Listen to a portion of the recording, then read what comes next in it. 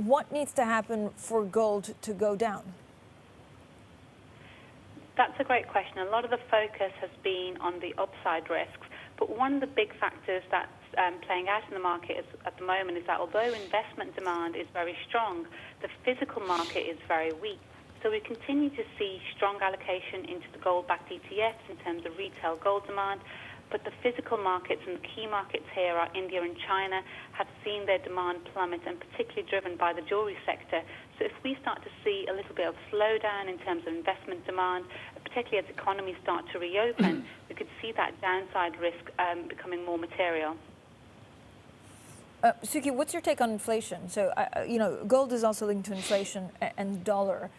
Some are saying that in 18 months, this is going to be the big surprise, that we'll suddenly saw a surge in inflation.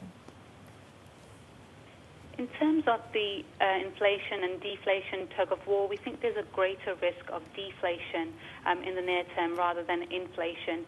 Yes, an inflationary environment would be positive for gold, but as we saw after the global financial crisis, huge fiscal stimulus at the time, quantitative easing, didn't lead to the inflation risk, and there are a number of factors behind this, partially technological factors.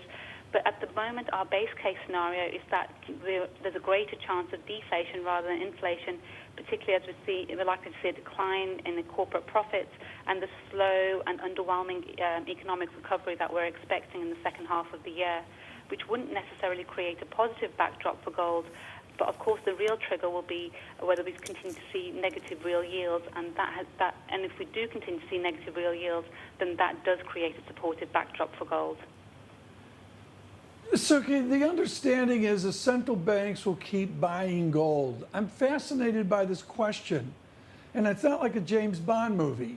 When central banks buy gold, bars of gold, who do they buy it from? Much of the time, they're buying it from the open market.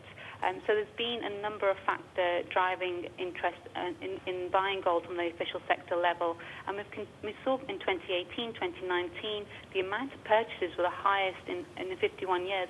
This year, we do expect that buying to slow down, but we do think central banks will remain net buyers. And the latest survey conducted by the World Gold Council shows that that desire remains intact as well.